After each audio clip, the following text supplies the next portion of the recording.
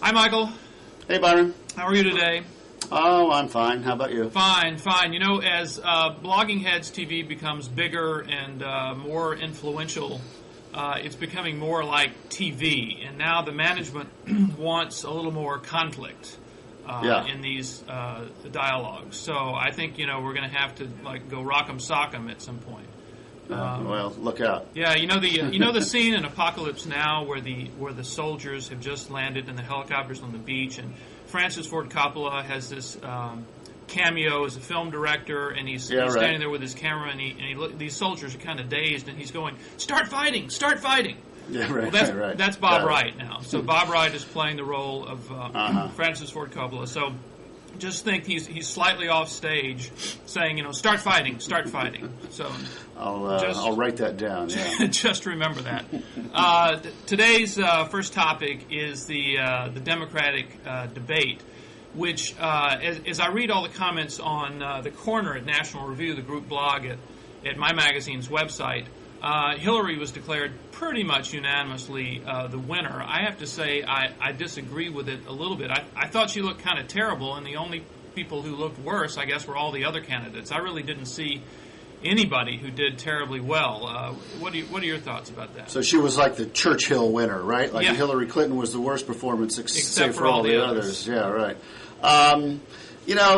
Yeah, she wasn't rattled that much, I didn't think, by these attacks. And we counted, the guy who writes for me at Guardian America, who did our write-up on the debate, we decided that he should count the number of attacks. There were 18, I think, 8 from Edwards and 6 from Obama and 2 from, 2 from Richardson, although Richardson balanced that out with 1 defense of her. And then that's right. Richardson always has this, her husband gave me a job kind of. Yeah, right. And she might yet give me one too. Yeah. Then there were a couple others. I think Daniel Nassau, my reporter, counted 18. I don't think any blood was drawn or much blood was drawn. I thought they were all pretty predictable attacks that she could have easily anticipated and prepped for, which she obviously did. Well, how come she did so badly on the driver's license? On the driver's license thing, yeah, I think that might be one that she wasn't ready for or didn't quite see coming. I don't count that as a big issue among Democratic primary voters, so I don't think that really mattered that much. Plus, it was at 10:53. How many people were still watching?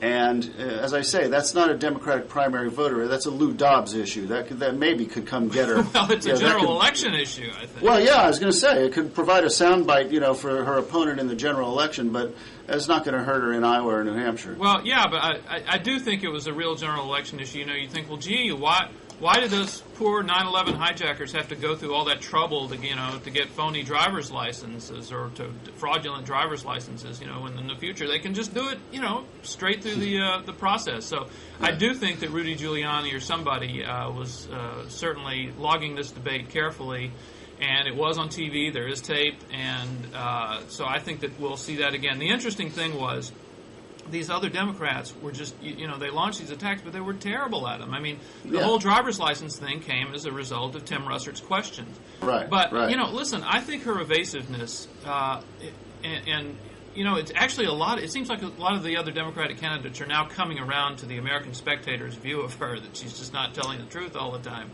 And her evasiveness was just weird at times. When Russert asked her about these presidential documents, and the National Archive says that President Clinton, Bill Clinton, has basically specified that papers involving her are not to be released for several years, won't play any role in this campaign.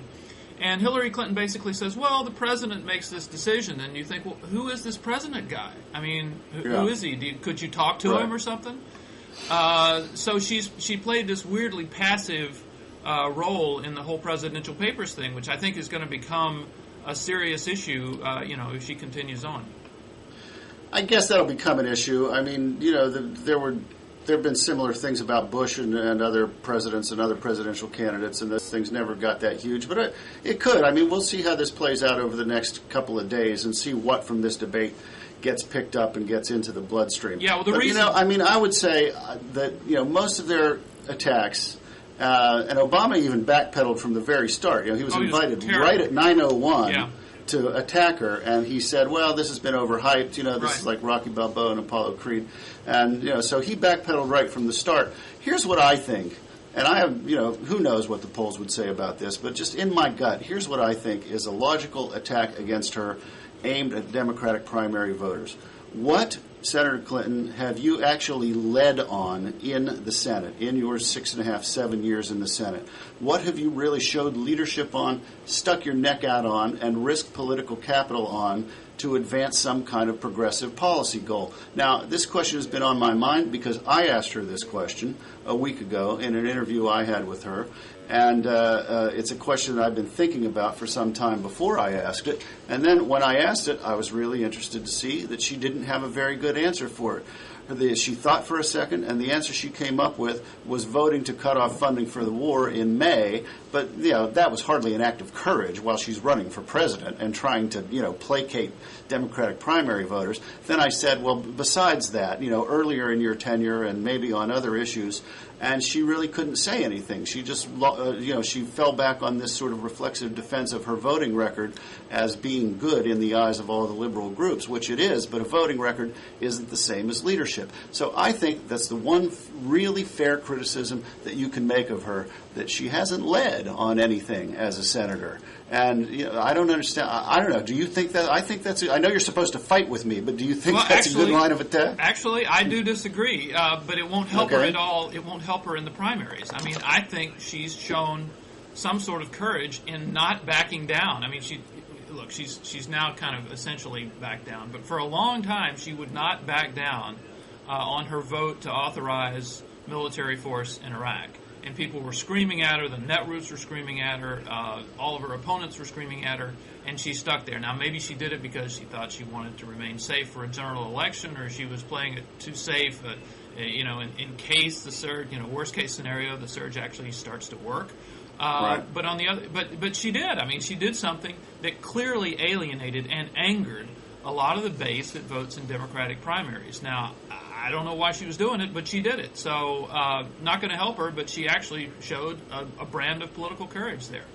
Well, she did, but I'm talking about a different kind of political courage. I'm talking about the kind that, would advance some kind of liberal goal, that she actually did something that was not safe, that was not within the realms of Mark Penn's polling figures. Yeah, well, the interesting thing is, and you can see it, you saw it in the debate, you see it all the time now. She's only running a little bit as a senator. She's running as an executive.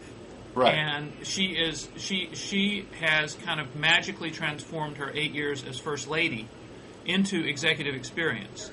And yet, there was that moment in the debate where Bill Richardson, who was touting his experience as an ambassador, and I think we don't want an ambassador for president, when he clearly had something much more relevant, which is the governor of New Mexico. And he finally said, Americans elect governors. They haven't elected a senator since Jack Kennedy, and they've elected tons of governors, and that's why Bill Richardson, am the right guy. He is the only guy with actual executive experience in the field, if you don't count Dennis Kucinich's years as mayor of Cleveland. I mean, he's the only guy. And in the Republican field, you have two strong executives, Rudy and Romney. And in the Democratic field, among the top guys, you don't. So I think what Democrats are doing is they're kind of translating her years in the White House into executive experience, and she's really running, in large part, it seems to me, on Bill Clinton's record. Well, she is, and I think that's going to work with a lot of people, to be honest with you, because he had a good record, and everybody knows that she was kind of involved. She wasn't just choosing the China patterns. Everybody knows that she was kind of involved, and we don't know the extent to which she was involved. And this is the flip side of that coin, which is just as important. Everybody knows that he's going to be kind of involved, very involved in her presidency. And it's not just like this public roving ambassador thing. Every night they're going to be talking strategy, and he's going to be picking up the phone and calling Harry Reid and calling Nancy Pelosi and calling Steny Hoyer and calling Republicans and trying to get things, moved through Capitol Hill for her. So, they can't be so crass about that as to say co-presidency, because that sets off alarm bells. But if they skillfully, assuming she's the nominee, if they skillfully put out that message that, hey, don't worry because he's going to be there. And you remember he did a good job, except for that, business with, his personal life. But, he's going to be there. He did a good job. Nudge, nudge, wink, wink. He'll be looking after her. So you think that is, in fact, how it will work if she's elected? A positive with swing voters, yeah, I do. No, but I'm saying if she's elected, you think that's how the White House will, in fact, work? It'll be kind of the 2.5 term for Bill Clinton?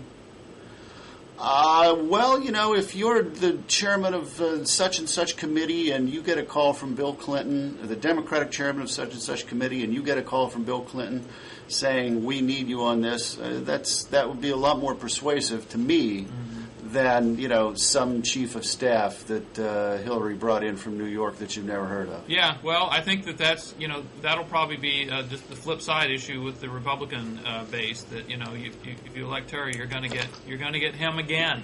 So listen, the one guy who actually stood up to her on this driver's license for illegal aliens issue was Chris Dodd, who said, look, this is not a good idea. This is just not a good idea.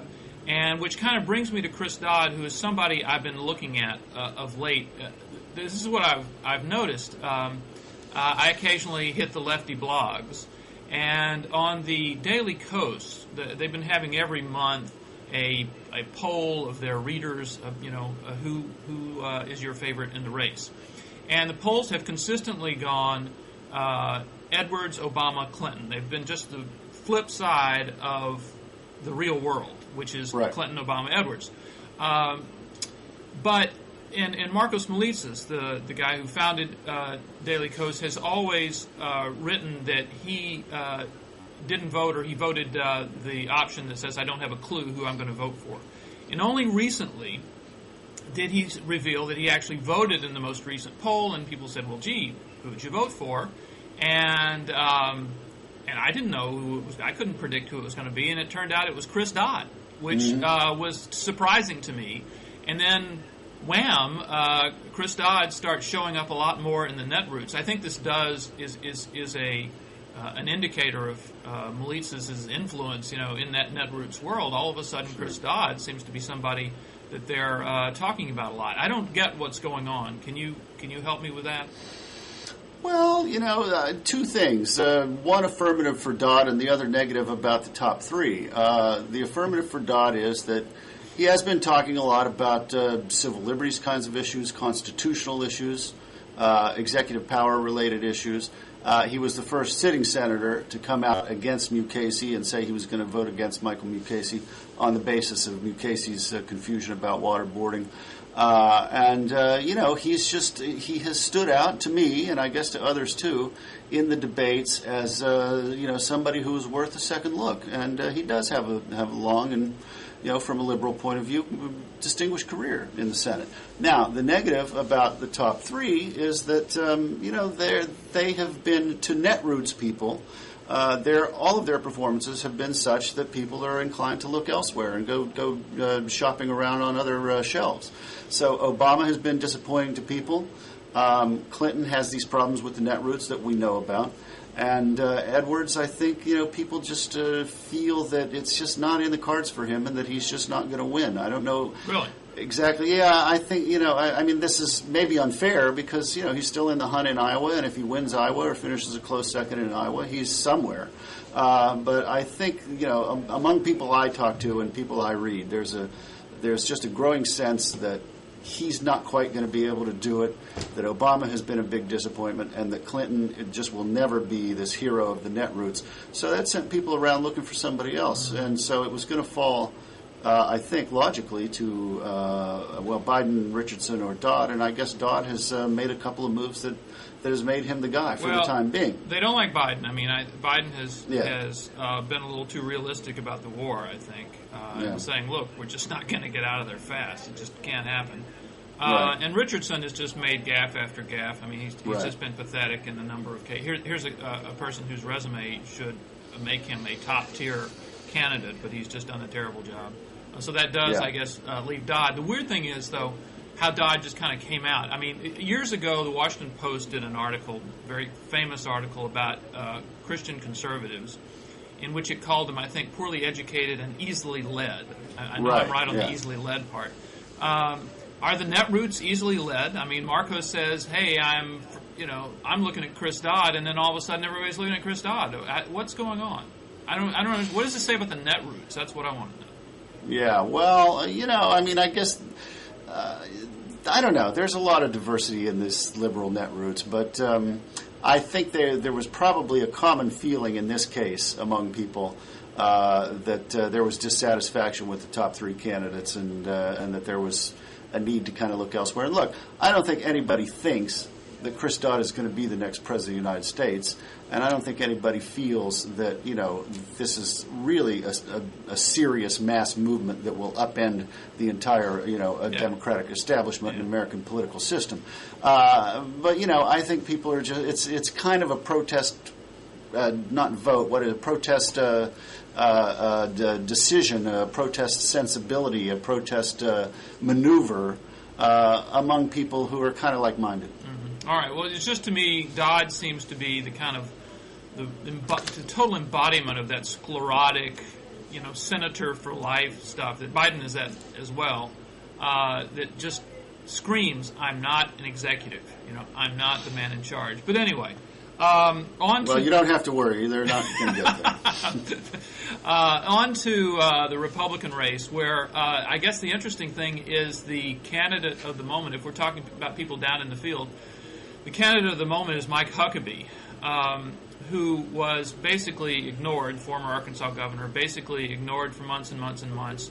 Does a surprise second-place showing in the Ames, Iowa straw poll on August 11, begins to climb a bit in Iowa. Polls show him now, tied for second place behind Mitt Romney in Iowa, and he's getting whacked now by the Club for Growth. And I have to tell you, I'm a little bit, the conservative economic group, I'm a little bit confused by this. They are attacking his record in Arkansas as being a taxer and a spender. They particularly point to tax increases he approved of for highway funds and for several other things. And so he's now become the kind of bête noire of the Wall Street Journal Club for Growth type wing of the Republican Party. And right. So I think he's happy about it in one sense, because he's prominent enough to get attacked. But it's interesting to see. All we've been hearing about before is the social conservative wing of the party and their unhappiness with Giuliani. And now another side is, in making their voice heard. Yeah, David Brooks wrote a couple weeks ago in his op-ed column that Huckabee seemed kosher to all factions, all constituencies within the Republican Party. And after Brooks asserted that, I kind of felt that starting to congeal into conventional wisdom in a certain way. But it's obviously not the case. It's obviously not true. Club for Growth is a pretty important group. Wall Street Journal page represents a pretty important wing of the Republican coalition. I personally will defend Huckabee on the grounds that a governor has to do things that a president doesn't have to do. So there are specifically about 4 things that a governor has to do. A governor can't run a deficit. A governor can't borrow money. A governor has to balance the budget every year by law. And fourth, a governor has to, when a court orders that because of some lawsuit that X million dollars have to be spent on highways or on education, as was the case. There was a big court order on education in Arkansas. The governor has to spend that money if the Supreme Court of the state says it, and you don't have much choice. So therefore, then a governor does have to raise taxes sometimes to meet all of these conditions. So I think the real world facts support Huckabee, but I guess he's probably going to have a really hard time telling the Club for Growth that. Well, actually, I discussed this with him at some length. I did a cover story about him. I think it was the September 10th issue of National Review, and I'm actually searching for that right now because I discussed with him all of these things about the Club for Growth. And by the way, the Club for Growth seems to have a bee in its bonnet about him But another part of that economic wing of the party, Grover Norquist, head of Americans for Tax Reform, doesn't seem to be that upset about him. I talked to Grover about this for this story, and he said, look, he has a troubling record on taxes as governor, as Ronald Reagan did, but he has signed the Americans for Tax Reform pledge, and as long as he abides by that and doesn't violate his pledge, then he's okay with us. So I think it's important to point out that you've got something different going on with that. Now, his defense on the highway tax is basically this is a tax that the legislature came up with that he strongly approved of, and that Arkansas had some of the worst roads in the country, and they go to the voters on it, and the voters approve it 80-20. So and he basically says, why are you even bringing this up? The voters approved it 80%. So I think that's a pretty good argument. On the schools thing, it's very interesting. Arkansas had a completely screwed up, archaic school system, getting terrible results, and the Supreme Court of the state did order it to change things. So the legislature is heavily Democratic. Huckabee's a Republican governor. So at the time, Arkansas had 75 counties, and it had 310 school districts, each one of those being a separate fiefdom with its own budget, its own bosses, and everything. Yeah, right. Clearly, they needed to consolidate school systems. There were some school systems that had as few as 100 students in K through 12, so it was an insane system. So Huckabee said, we'll raise taxes for this, but we have to consolidate, we have to reform the system.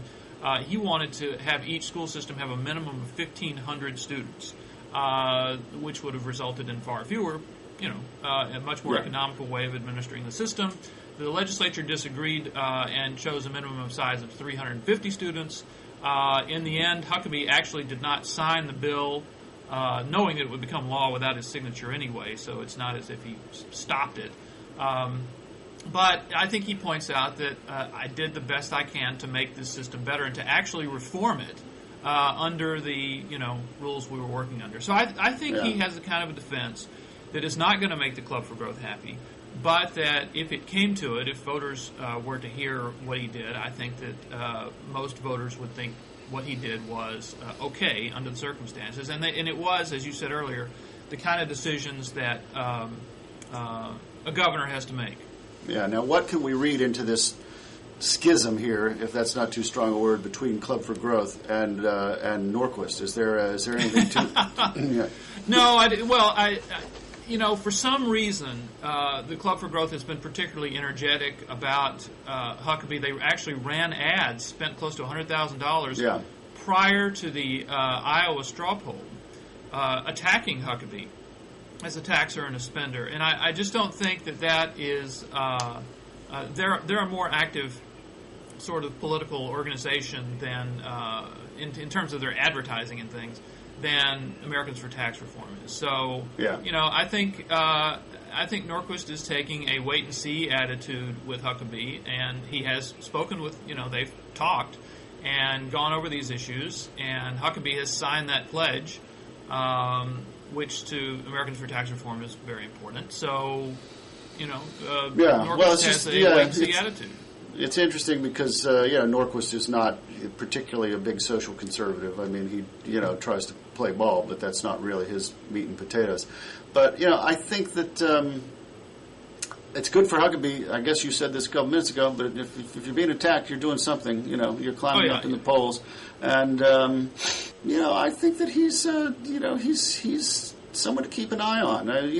This Dodd boomlet on the other side, I think, it's not really necessarily a great long-term thing. I mean, it might vault him up into fourth place, but I probably don't think it vaults him any higher than fourth place. Well, the Dodd boomlet... But Huckabee could move. Huckabee really could move. The Dodd boomlet has to do with the dispiriting performances of the other guys. Right. Now, clearly there's some of that in... There's some of that on this side. In the Republican side, but with Huckabee, it is the extraordinarily good performances he has given at Republican debates, and most recently at the Values Voters Summit here in Washington a couple of weekends ago, maybe just 10 days ago, can't remember. Huckabee just blew the crowd away. He blew their doors off. It was a speech that was really astonishingly good, very well received, and was far better for this audience than anybody else's speech. And the interesting thing about it is, I don't know if you either saw it or read the text, but it was one of the most overtly religious speeches I have ever seen a presidential candidate give. It was far too hot in that sense to be given to any general audience. But it worked there, and I actually saw him in Iowa a few days ago, and I asked him about the speech. I said, man, that was really very, very religious. You know, the other candidates were saying, you know, we share a Judeo-Christian heritage or blah, blah, blah. Right. And he was given a sermon, and he said, well, you know, the object of a speech is to hit your target.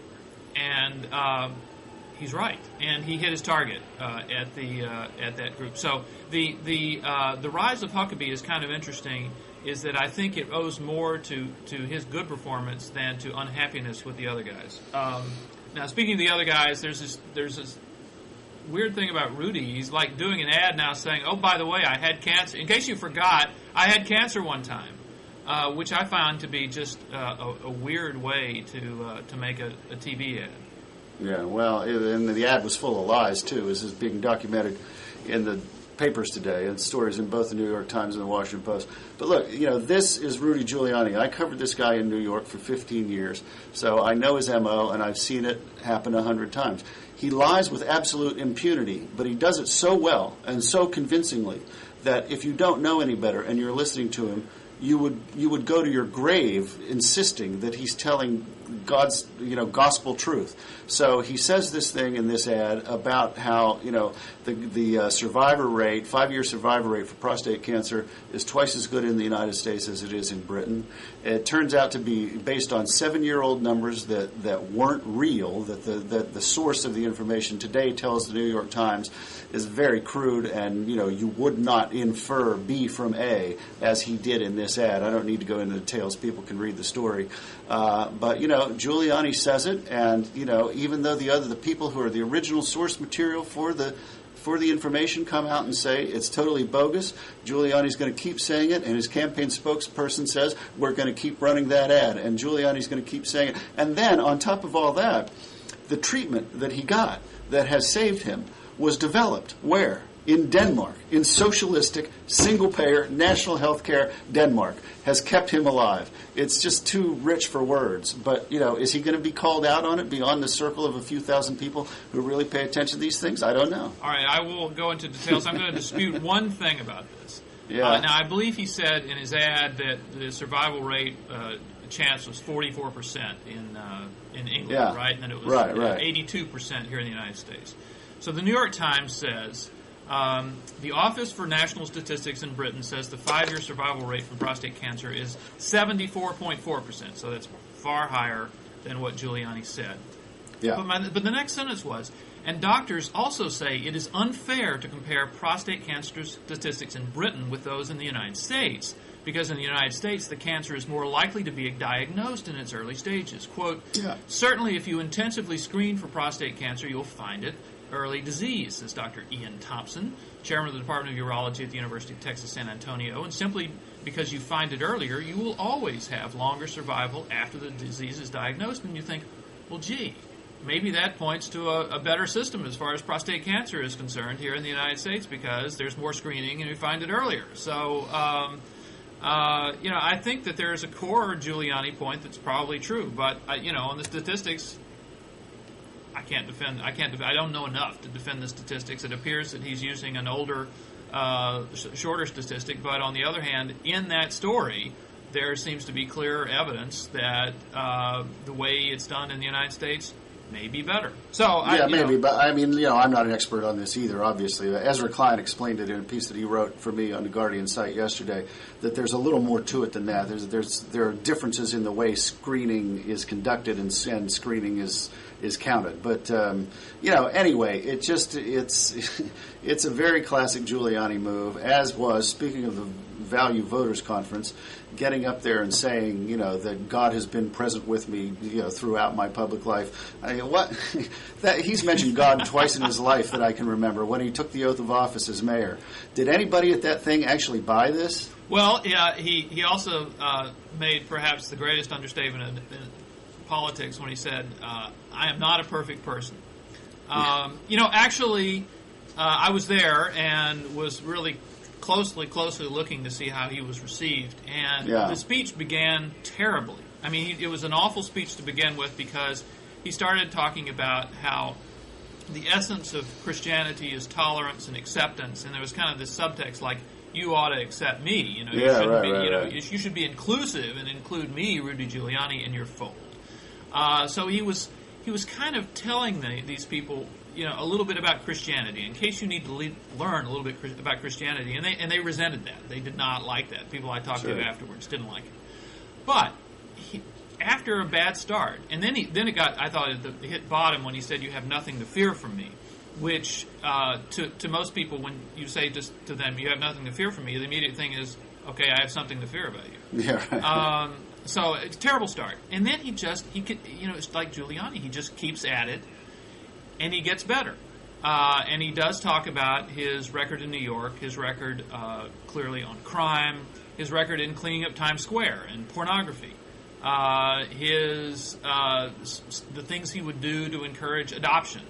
And by the end of it, he had actually made probably a net positive impression on him. I'm not talking about a big net positive, but there was no way that he could hit a home run. I mean, he simply didn't have the potential with that audience to make a big gain. But he could have hurt himself badly, and in the end, I think he ended up a little bit over the baseline, above the baseline from where he started. And the people I talked to from the Family Research Council had sensed that it didn't get him any help, in the Republican primary. People aren't going to say, "Oh, gee, I'll vote for Rudy now." But the whole game was, if I become the nominee, would you actually vote for me as opposed to just sitting this one out? And people at the Family Research Council thought that he had probably done himself a little bit of good, and they said there were some of them who didn't actually want to invite him to this candidates forum. And they said, look, we always knew there was a bit of an upside for him, or there was a possibility of an upside for him. And so, amazingly enough, I think he helped himself there. He had to go there. He couldn't just not go there, because that would have been a complete declaration of war. It would have been stupid. So he went there, he slogged on, and he ended up a little better than when he came in. So it was very interesting, and some of that got lost after Huckabee's rather spectacular success there. But he actually did help himself. So what can I say? Well, I mean, my feeling about Giuliani and the conservative base is that the main reason that they're for him, or that he's polling well, or that they're willing to go for him, is that they think he's the one who can beat Hillary. And I think it's even more than 9/11, even more than terrorism. I think that is at the emotional core of why he's doing well, and why he's being seen as okay. Because if people on the conservative base fear that she's going to be the president of the United States, which they fear, I think almost to a person. And Bill Clinton will be co-president, as you said earlier. Yeah, right. And then their first reaction from that is to say, who can stop this? And I think they look at the lineup and they think, for some reason, I guess it's just because he's from New York and he's a tough guy and he's got sharp elbows, that they think Giuliani is the one who can beat Hillary. So I think his success is going to be entirely a function, not entirely, but 70% a function of what happens on the Democratic side. Yeah. And if somehow Obama upsets Hillary in Iowa, or Edwards does, and it becomes less inevitable that Hillary's going to be the Democratic nominee, then I think Romney and especially Huckabee get another look from conservative voters. But I think that her success really says a lot about, or defines, a conservative response that says, we've got to put Giuliani up against this woman because he's the only one who can beat her. Well, there's this big mystery in the Republican world about Giuliani, which is how much do primary voters know about him and his positions? Right. He's a very well-known guy. There, when you poll for him, there are very few people who say they don't know who he is. But there was a Gallup poll that came out last week, basically trying to see what did voters find most appealing about Giuliani. Was it his general leadership characteristics, which was at the top of the list? Was it his performance on 9/11, which was next? Was it his performance prior to 9/11 in New York, which was next on the list? And then at the end of the poll, they said, to your knowledge, is Rudy Giuliani pro-life or pro-choice, or are you not sure? And 55% said they weren't sure. Now, this is the hope of the anti-Giuliani forces in the Republican Party, that once voters find out more about Rudy, that his lead will evaporate. Now, the Giuliani people say, look, everybody who cares enough about abortion to cast their vote based on abortion already knows about Rudy. These polls reflect that number of people for whom abortion will be the deciding issue. It already reflects that. And so when these people find out more about Giuliani, they will not be turned off. And nobody knows the answer to this right now. But there is the hope of the anti-Giuliani forces, and there are a lot of them in the Republican Party, is that Rudy, for being a very famous guy, is still unknown in the sense of his positions, mostly on abortion. And when we get to Iowa and New Hampshire and February 5th, and it's time to vote, are other candidates or independent groups going to run tough ads or do tough mailings and that kind of thing? You bet your life they will. They absolutely are. Sure. I mean, it's going to get very tough. And I did a story. Went to Iowa last week and rode around with McCain. And McCain, who wasn't attacking anybody in our conversation, said, I still just can't believe that the Republican Party would nominate somebody who is not with the party on these three big issues. And by that he meant abortion, gay marriage, and guns. He said, I just can't really see that happening. People are bewildered by Rudy's continued lead in the polls, and he's doing well in South Carolina. I went to South Carolina last year for Giuliani events in 2006, and he got a very, very good reception. So I think the people who sort of counted on the social conservatives to kill the Rudy candidacy may be disappointed, because there are other things that are very strong about him that they like. But right now there's just this huge mystery, and it's like we haven't even really begun yet. So there are going to be a lot of attacks on him. Well, I'm telling you, I have the answer to your mystery. They think he can beat Hillary. There you go. Well, polls will start asking this in a couple months, and You heard it here first. So I think we've about flogged this 2008 race, to death now. I guess we have. The only last thing we had to talk about is the fortunes of Michael Mukasey, the Attorney General nominee, who seemed to be a lock on this thing for a good while, and now appears to be in serious trouble. And I can't figure it out, so I'm waiting for you to explain what's the big problem. Well, because I think Democrats are frustrated that they can't do more about, ending the war. They're frustrated that they can't do more about other things. They're afraid to do more about certain things like surveillance and FISA amendments. So they're going to take it out on Mukasey, I think. Are you saying they're not genuinely deeply concerned about the issue of water? I'm sure there's an element of that, but you know how politics is. There's an element of this and there's an element of that. And I think that, Mukasey might just feel the brunt of their frustrations. And, and I think, this could snowball into him not making it out of the committee even. We'll see. But, he's handled it badly, too. I mean, you write a 4-page letter. You know what they're concerned about based on something you said 2 weeks ago. Then 2 weeks later, you write a 4-page letter to the chairman of the committee trying to clarify your remarks. And all you managed to do in those 4 pages is, sow further confusion. That's bad handling of a situation. Right, but I mean the issue here from their point of view, from Mukasey and the administration's point of view, is to keep U.S. agents, probably CIA agents, from legal liability for any waterboarding they might have done, right? Yeah. I guess, and contractors too, who were freed from domestic Iraqi liability by Bremer.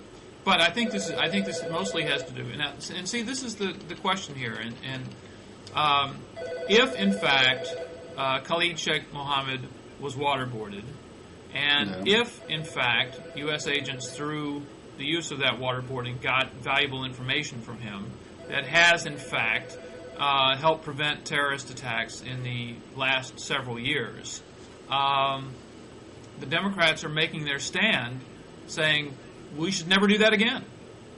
I mean, I don't know. My feeling is somebody who's actually involved with this process once said to me, he said, look, of course this is repugnant to us, and it should be our policy not to do it. But every now and then, maybe we violate the policy, and then we explain ourselves afterwards, which is what the Bush administration hasn't done. Right. But we make it our policy, and if there's an absolutely extraordinary circumstance, we violate our policy on a very, very limited basis, and then we explain it afterwards. It seems to me to be that's the best way to go, as opposed to this endless sort of debating about we have to have some sort of iron law that defines U.S. policy from now on forever, and we'll never, ever do this. Which tells me that from the Bush administration's perspective, it's not about being able to use certain techniques in certain extraordinary circumstances. It's about, from their point of view, the principle of the thing and executive power and what they think Congress should not have a prerogative to challenge. And Congress thinks, especially a Democratic Congress, thinks that they should have the prerogative to challenge that, and they're right. So, well, actually, I wouldn't disagree with you on that. I think that Congress is not a potted plant here. They've got a role in this. But you think it's also kind of an index, a measure of Democrats' frustration of not being able to hit Bush harder on the other stuff. I think it's just human nature, that there's, you try four things and you don't succeed at them, and then you get a shot at something, and you say, okay, well, this one looks a little easier.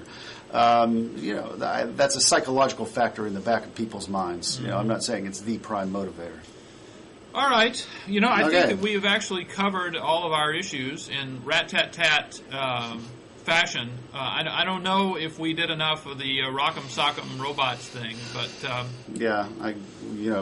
yes, we did. I'm going to disagree with you and say that we did. No, damn it, we didn't. All right. Well, anyway, listen, it's been great talking, and let's do it again sometime. Great. Bye-bye.